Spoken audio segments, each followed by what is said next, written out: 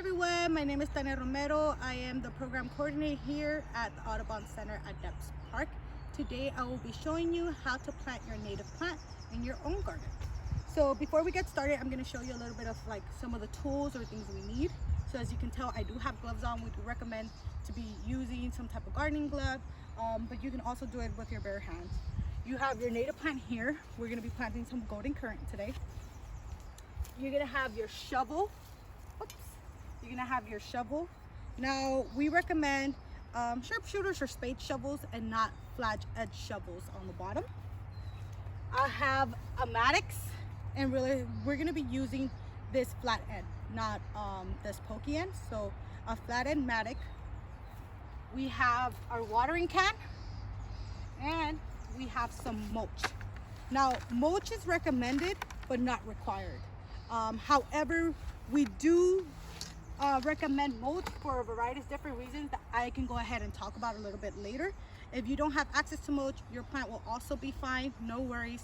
However, you can also find mulch easily available, and in fact a lot of cities actually do drop-offs for free. So I would recommend checking out a lot of your city websites. Now before we go ahead and get started, you want to go ahead and weed your surrounding area. We already did some of that prep work here, but you're really trying to weed as much as you possibly can. Also, as you can tell here, within our site, we do have a little bit of mulch. Just because a lot of our ground does get covered with mulch in order to have some weed control. So if you do have mulch, let's say in your garden or your yard, you do want to go ahead and just move it to the side, okay? Because you do want to go ahead and plant purely with dirt and not mulch. Once you go ahead, you clear your area for a little bit, you go ahead and weed it. Then you're going to go ahead and grab your shovel, and you're going to go ahead and dig that hole. Now, a lot of questions that I get is, how deep does my hole have to be? So your hole has to be deep enough for your plant to fit in, as well as wide enough for your plant to fit in. Now, what does that mean? So normally, as a general rule of thumb, I go ahead and say, dig a hole big enough to where your plant with the pot fits in. Now, as you see here, my pot is still sticking out a little bit, so I want to go a little deeper.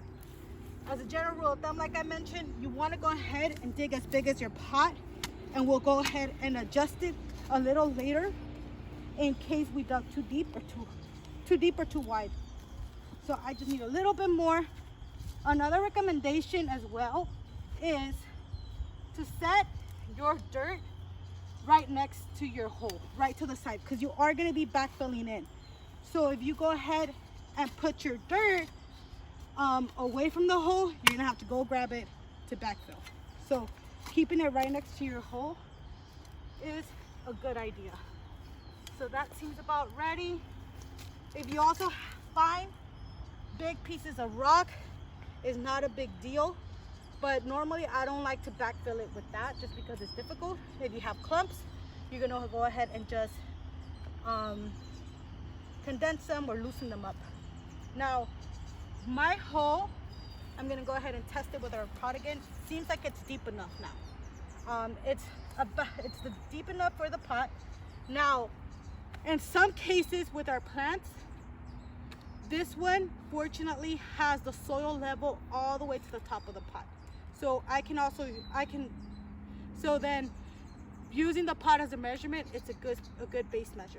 However, there are some plants that the soil level is not all the way to the top. Sometimes the soil level will be half, sometimes 3/4. So then you would adjust your hole depending on that soil level. So if your soil level is midway, then you will backfill in, and you're not going to be using your pot as a base measure. Okay?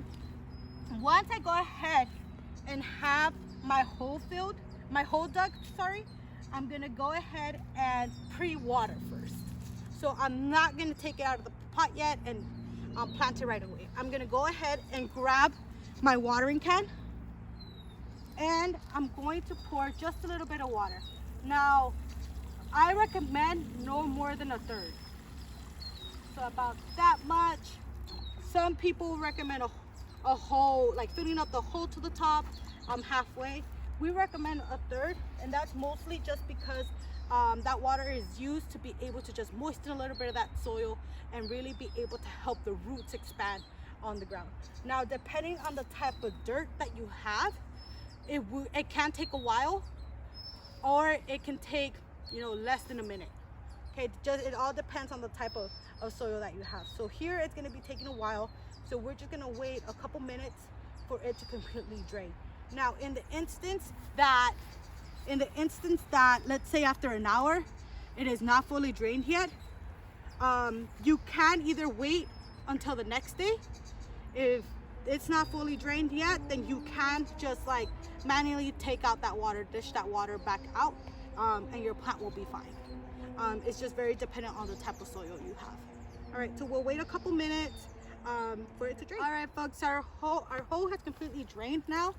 So as you can see here, there's no more water left over. All the soil has really soaked up that water, which is what we want to see. So now we can actually start our planting process. So what we're gonna do is we first have to massage our plant or hug it. You can give it a nice big hug to be able to loosen it up a little bit. We're gonna go all the way around. And what I'm gonna do is I'm gonna go ahead and put like a scissor shape, put my two index fingers and my middle finger in the middle, very scissor shape, and I'm just gonna turn it upside down right over the hole. Turn it upside down. Some of that soil is gonna fall right out, and then I'm slowly going to, with my other hand, just raise our pot right out, just like that. So all of our roots, our root balls should come out like that. Now I can massage it gently. So I'll massage a little bit just to loosen up some of that roots. You don't want to be too rough, only because you can damage them, but just massage as gentle as possible. Think about like massaging kind of like your face. For folks that maybe wash your face, we'll go ahead and massage it a little bit. That looks pretty good, and we're gonna go ahead and put it right on in. Now, once we go ahead and place it right on in, we put our pot to the side and we go ahead and grab our soil to backfill. So I'm gonna go ahead and just grab my soil. Like I mentioned, if you have big chunks like these, you wanna go ahead and break them apart. If you have a lot of wood chips, you kind of wanna put those to the side for now. And I'm gonna go ahead and just backfill a lot of it. Now, something really important is that our plants do not like air bubbles trapped in our soil in between. So how do we get rid of that? We're gonna go ahead and backfill, and as we're backfilling, we're also pressing down our soil as much as possible. So we'll press it down. So we'll go ahead and continue backfilling and pressing down at the same time to really compact our plant as much as possible. So we'll do here a little more. Now, I don't know why it happens, but I think something I realized is that sometimes you run out of soil. Like I mentioned, I don't know really why. It could be that because since we're compacting it because we got rid of the rocks, there's extra space. So if that's the case, just go ahead and dig a little bit of soil nearby or grab some from the surrounding area, so I can go ahead and use my mattocks to go ahead and bring some of this soil over here. You know, but you might have to grab soil from an alternative area as well, just because it does need some of that compact. So we'll go ahead and add more soil, like I mentioned, keep compacting all around. That's really gonna get rid of a lot of our bubbles. And I'm almost there. Now, you do want to make sure that all the roots are covered. All of our roots are covered. You do not have volcanoes. So what does that mean? So you want about an inch off of the baseline dirt. So here are my roots. You can see some of that perlite still from the plant. I want to go ahead and make sure all of that is covered as much as possible. So you want about a 1 inch height of soil all the way on top of your plant. Okay, that looks pretty good. It looks pretty good compacted. My roots are not exposed, which is what I'm looking for. Now this is pretty perfect. It's not too deep, it's not too high. It's not too deep, not too high. It's just perfect. And actually I like planting it like this as well, because by doing so it's really easy to be able to do my next step, which is build a berm. So what is a berm? a berm is pretty much a collection of soil all around your plant that's going to create a natural bowl shape, so that when we water, all the water gets concentrated straight to your plant. So we're actually going to do kind of that collection all around our plant, just like that. We want to make sure we're not touching our plant a lot, not our roots. I'm just going to go around the whole plant. I can use that soil to continue leveling out the middle as well. Okay, I'll continue compacting here, and I do want to go ahead and do it all around. Now, a lot of questions I also get is, well, how big should my berm be? And that is a really good question. How big should my berm be all around? So that's very dependent on plant. Trees normally need way bigger berms than a lot of more of our shrubs and our other plants. So those guys will probably need a bigger berm, but I think most of the plants that we're planting are shrubs or bushes. So that berm, well, it's about approximately anywhere from 1 foot to 2 feet in diameters here. Okay, so this is actually a pretty good berm.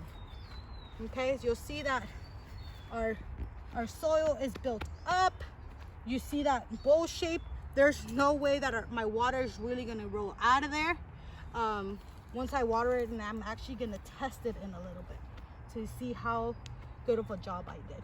Now, the other thing is, depending on slope, or depending on how flat your ground is, you're gonna have to readjust that berm as much as possible.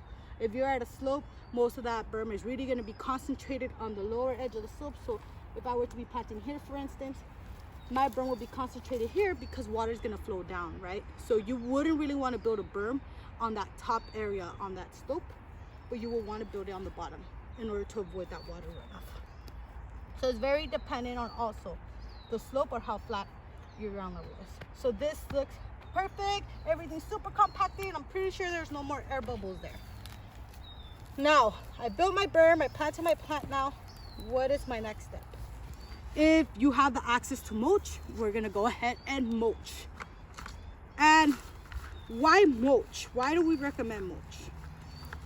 And what is mulch? So mulch is just scraps of wood for the most part. It can be eucalyptus, it can be pine, it's mostly tree bark. Now, what we note that mulch is magic, and there's 3 main reasons why. One is because here in Southern California, where it's really hot, it can retain moisture. So if we put mulch, it's gonna go ahead and soak up a little bit of that water and be able to cool off our plant in even our hot climate. 2, it decomposes and provides nutrients. And 3, it's also a natural weed control. So if I were to leave it here, like this, exposed bare ground, and after a raining season, or I water it after a couple weeks, you will start seeing weeds resprout. Now if you're in a home and you're constantly tending your garden, it's not going to be a big issue because you're going to be able to manage it and weed constantly. But if you're an individual like, maybe I don't have time to be out there every week, etc., then maybe you should consider mulch, because if you add the mulch, then you're not going to have to weed as much, specifically your plant. So we'll go ahead and grab our mulch, and we're going to go ahead and sprinkle it around our berm. We'll sprinkle around our berm, and you want a pretty thick layer, anywhere between 2 to 3 inches. So it's a pretty thick layer.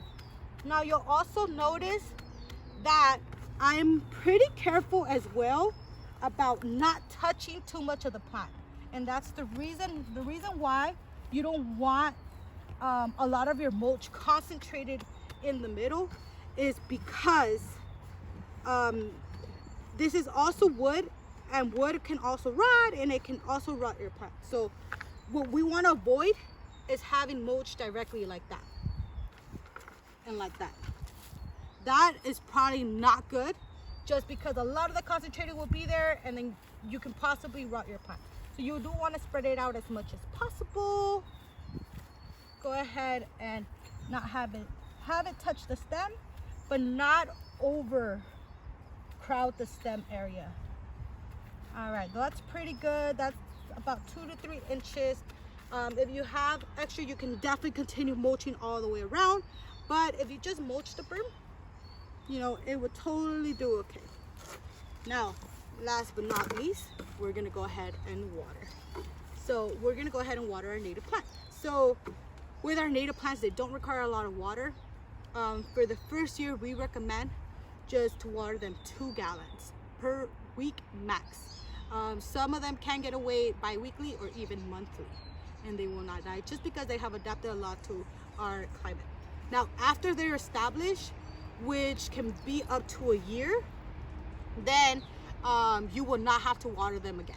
You can go ahead and just stop watering them. You could also just gradually start taking them off that 2 gallon per week, maybe bi-weekly, maybe monthly, maybe once every 3 months, etc. So you can also do a gradual thing.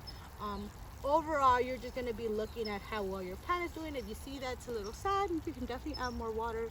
If it's see that it's perky, it's growing really fast, you can probably stem back some of that water. So we'll go ahead and just water it.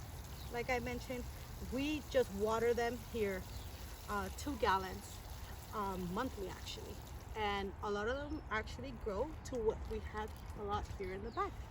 So yeah, folks, that's how to water, how to plant our California native plants. If you have any questions, feel free to reach out to us, and we're always here. I'm happy to help.